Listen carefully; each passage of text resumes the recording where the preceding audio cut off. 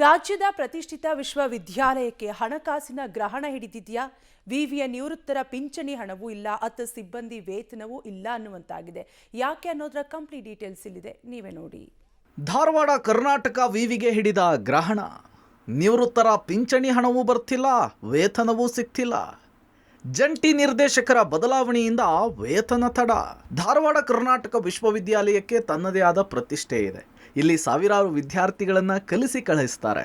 ಆದರೆ ಈಗ ಇದೇ ಕರ್ನಾಟಕ ವಿಶ್ವವಿದ್ಯಾಲಯದ ನಿವೃತ್ತರ ಪಿಂಚಣಿ ಹಣ ಬಾಕಿ ಇದೆ. ಮತ್ತೊಂದು ಕಡೆ ಕರ್ನಾಟಕ ವಿಶ್ವವಿದ್ಯಾಲಯದಲ್ಲಿ ಕೆಲಸ ಮಾಡ್ತಾ ಇರುವ ಬೋಧಕ ಮತ್ತು ಬೋಧಕೇತರರ ಸಂಬಳ ಕೂಡ ಆಗಿಲ್ಲ.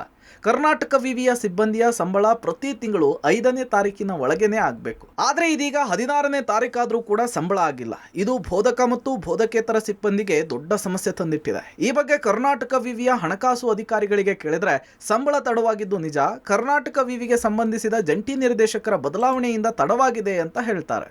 ನಮಗೆ ಪ್ರಾಬ್ಲಮ್ ಇರೋದು ಪೆನ್ಷನ್ ಅಷ್ಟೇ. ಬಟ್ ನಮ್ಮ ರೆಗ್ಯುಲರ್ ಎಂಪ್ಲಾಯೀಸ್ಗೆ ಸ್ಯಾಲ್ರಿ ಆಗೋದು HRMS ಥ್ರೂ. ಅದು ಯೂಶಲಿ 5ನೇ ತಾರೀಕು ಒಳಗಡೆ ಆಗುತ್ತೆ. ಬಟ್ ಈ ಸರಿ ಒಂದು ಟೆಕ್ನಿಕಲ್ ಪ್ರಾಬ್ಲಮ್ ಏನಾಯಿತು ಅಂದರೆ, ನಮ್ಮ joint director college education Dharwad ಅವರು ಚೇಂಜ್ ಆದರು. ಚೇಂಜ್ ಆದಮೇಲೆ ಅವ್ರದ್ದು ಡಿಜಿಟಲ್ ಕೀ ಮ್ಯಾಪಿಂಗ್ ಆಗಬೇಕು, ಬೆಂಗಳೂರಿಂದ ಆಗಬೇಕು, ಆಮೇಲೆ ಅದು ಅಪ್ಡೇಟ್ ಆಗಬೇಕು.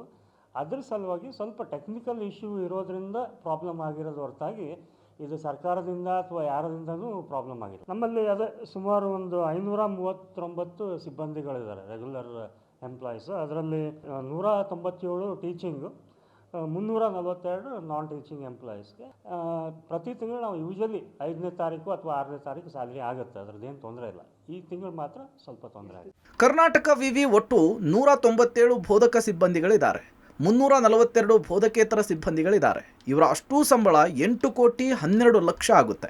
ಅಲ್ಲದೆ ಕರ್ನಾಟಕ ವಿವಿ ವ್ಯಾಪ್ತಿಗೆ ಒಳಪಡುವ ಧಾರವಾಡ, ಗದಗ ಹಾಗೂ ಕಾರವಾರ ಜಿಲ್ಲೆಯ ಎಲ್ಲ ಪದವಿ ಕಾಲೇಜಿನ ಸಿಬ್ಬಂದಿಗಳ ಸಂಬಳವನ್ನು ಕೂಡ ಕೊಡಬೇಕು.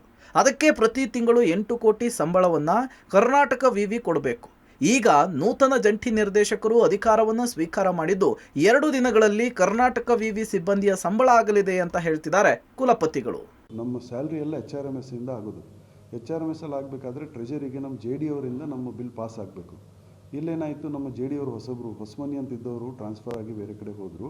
ಈಗ ಬೇರೆ ಮೇಡಮ್ ಒಬ್ಬರು ಯಾರೋ ಸೈಯದ ಮೇಡಮ್ ಅಂತ ಯಾರೋ ಒಬ್ಬರು ಬಂದಿದ್ದಾರೆ. ಅವರು ಬಂದು ಚಾರ್ಜ್ ತೊಗೊಂಡಿದ್ದಾರೆ. ಈಗ ನಮ್ಮ ಹತ್ರ ಅದು ಕೀ ಅಂತಿರ್ತದೆ, ಡಿಸ್ಟ್ರಿಕ್ಟಿಗೆ ಅವ್ರು ಬಂದ ಮೇಲೆ ಅವ್ರು ಒಂದು ಕೀ ಅಂತಿರ್ತದೆ. ಕೀ ಮಾಡಿಸ್ಲಿಕ್ಕೆ ಸ್ವಲ್ಪ ಲೇಟ್ ಆಯಿತು.